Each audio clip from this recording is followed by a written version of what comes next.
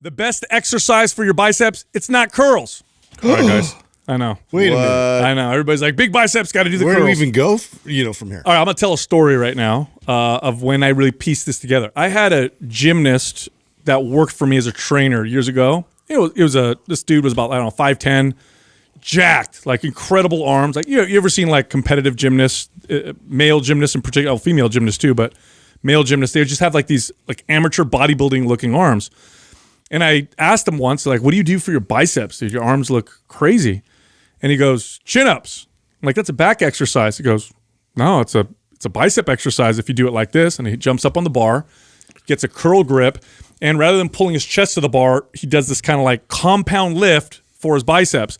And then it dawned on me, if I want my quads to really grow, it's not leg extensions, it's squats, right? Yeah. If I want to build a bigger back, it's not pullovers, it's rows, right? So it's like a compound lift for the biceps. In fact, we often accept that for triceps, like close grip bench press or dips. Right.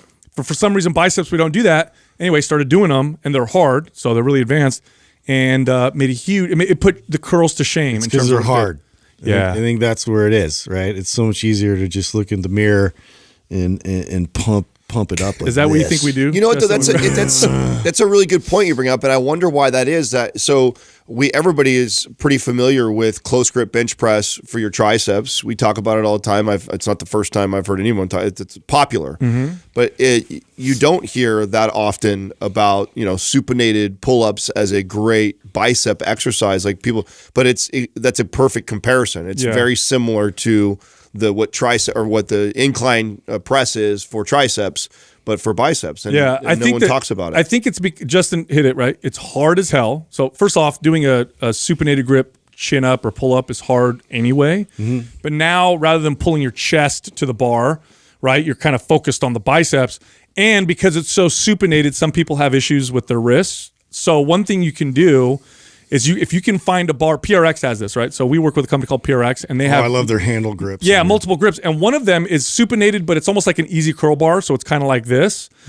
That's excellent for doing what I'm about to, what I'm demonstrating. But you do got to pull with the biceps, not as much with the back. So you're not doing this, you're pulling like this, and it just blows up the biceps. You know who does a lot of that exercise? You're a little protracted with your shoulders then, as opposed to just like with close grip bench press, like you're putting the emphasis on the triceps. With this kind of a pull up, you're putting the emphasis on the biceps.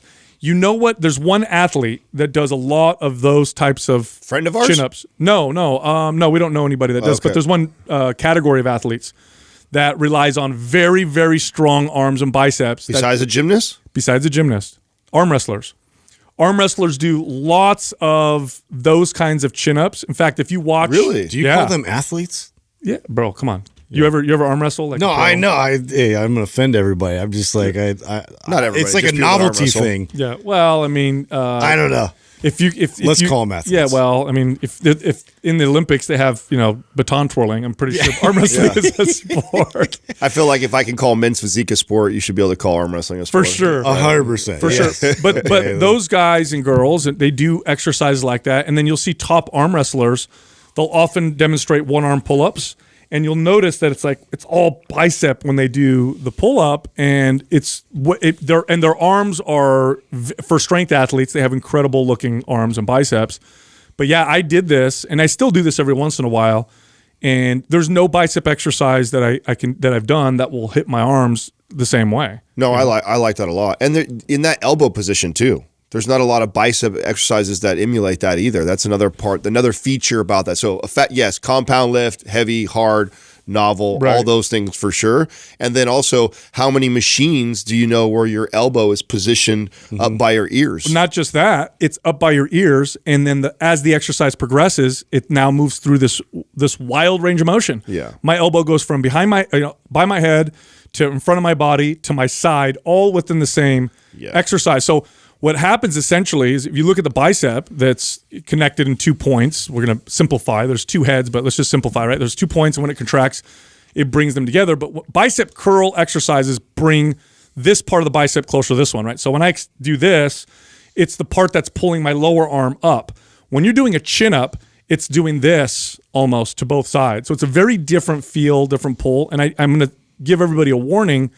If you do these, be careful because they will wreck your arms like nothing you've ever done before. They're really, really tough.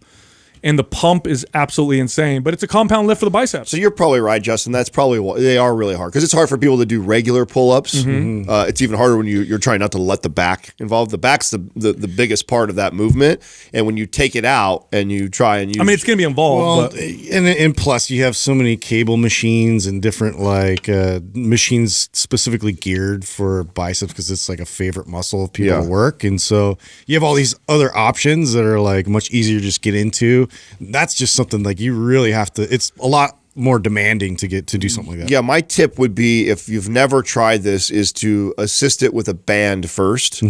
So you can really concentrate on the form and hopefully get like 5 to 10 reps versus, struggling just to get 1 or 2. You can also make this a pumping exercise with a lat pull down bar. So you can use lighter weight, like you're going to do a lat pull down, grab that supinated grip, and then do what I said where you're focusing on the biceps on the way down. And because the weight's lighter, you can do more reps. You'll get a crazy pump. But it's a compound lift for the biceps. So I actually used to do lat pull down bar and bicep curls behind my head. So that was like an extra because again, trying to go after that elbow position. That's not a lot of machines, and you can't with gravity, right? You obviously do it with free weight stuff. So you have to find creative ways to target the bicep from that elbow position, and so that used to be an exercise that I love to do, which is the lat pull down bar behind the head. Sitting down, and then I'm curling to the back of my neck. That's a gnarly squeeze, by the way. It is. It's a very, very strange squeeze. You don't feel like with any other exercise. But again, if we listed the top 1 or 2 exercises per body part in terms of just sheer muscle and strength building, effectiveness. And I want to be clear, all exercises have value if applied appropriately. This includes isolation exercises, correctional exercises, and compound lifts. But if you were to list the top 2 or 3, like just muscle building movements for each body part, what you'll see are compound lifts. Like the number 1 shoulder builder is going to be a press, right? The number 1 chest builder is a horizontal press. The number 1 back exercise, a row or a pull down or a pull up. Yeah, they just skipped right over biceps. I think that is really interesting. Yeah, that we've associated even triceps, like you said, with like dips, and you can do things where you're doing a compound lift, but biceps just seems like there isn't anything for it. And I think if people did it and then started to understand how to feel it, because once you do it, it's going to feel kind of weird at first, especially if you've always done pull-ups a particular way. It's like a different kind of pulling yourself up. And again, the risk of injury is high because the tension's high and you might not have the technique or form. So I think what you gave was great advice, Adam, to start light with assistance or even, like I said, with a lat pull-down bar. But once you get into the groove of it and feel it, you'll be like, what the hell? I've been missing out on such an effective bicep exercise. Could also use the tips that we've given around isometrics to help you figure this out too, right? So I'd get a band underneath there, have somebody do an isometric hold at the bottom, thinking about squeezing and flexing bicep, and then another one where you're all the way to the top, squeezing and focusing on there. Oh, like you're just holding yourself above the bar? Exactly. Just holding yourself at the top and holding yourself at the bottom will help you engage the biceps more when you try and practice a movement like that you're not used to. This is one of the other great values of isometrics is when you're trying to do an exercise that traditionally isn't for that specific muscle group, doing an isometric contraction for the muscle you do want to work in that will help you connect. They're just good for familiarizing yourself with that contraction, that movement, and what you're trying to produce out of it. It's funny. I've been going through studies on isometrics. Funny you bring this up, right? And the studies show that there's obviously when you work out, use resistance, the goals typically are strength and muscle building. Isometrics, the muscle building effect you get from them, now it's shorter lived, but the initial muscle gain and strength gain is actually faster than you get from traditional lifting. So what happens when you incorporate isometrics is you get this very steep and dramatic rise in muscle and strength. Now it starts to plateau if you don't incorporate traditional exercises, which is why it's my belief that isometrics are best used to supplement traditional resistance training. But man, if you read the literature on the strength gains and the muscle gains in short periods of time, it's nothing matches isometrics. Now, what's such an effective way to summon the troops? What's your theory on why it does have quicker results? That's why. Yeah, because it's neuromuscular. It's you're tapping into that central nervous system response of like, hey, like I'm going to need to activate more muscle fibers because I'm placing more intensity and demand on this particular squeeze.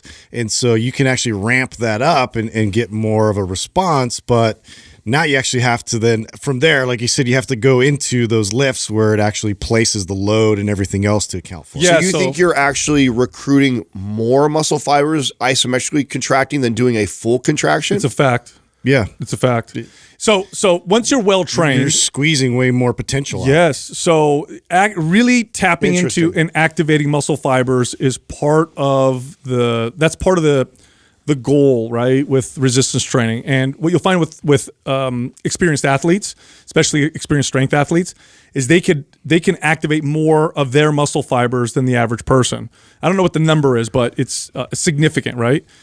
Isometrics make that happen much faster, probably because there's a shorter learning curve. So like you take That's what I would have said. It's easier. It's easier to figure out where there's more room for error in a traditional full range of motion lift. Yes. There's like someone can do, for example, let's take a very basic, easy one, bicep curls.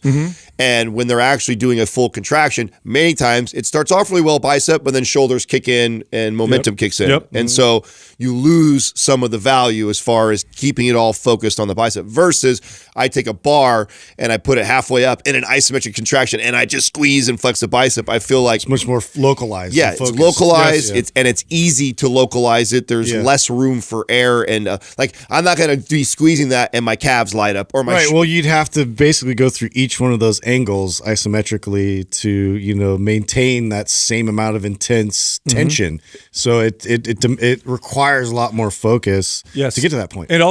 It also causes less muscle damage than both eccentric and concentric contractions. So concentric is like going up, eccentric is going down. And now that's the part that I find interesting because you say that it recruits more muscle fibers, but then yet it does less damage. It does less damage. That's really interesting. Yes, when you think because about of what is it, the sliding filament theory, which is like, okay, so muscle fibers, okay, we're going to get all weird here, but muscle fibers run along each other, and the prevailing theory as to how muscles contract is they attach to each other while they're sliding past each other and contract and hold. But as you do the contraction, some of these attachments break, and that's what causes the damage or inflammation.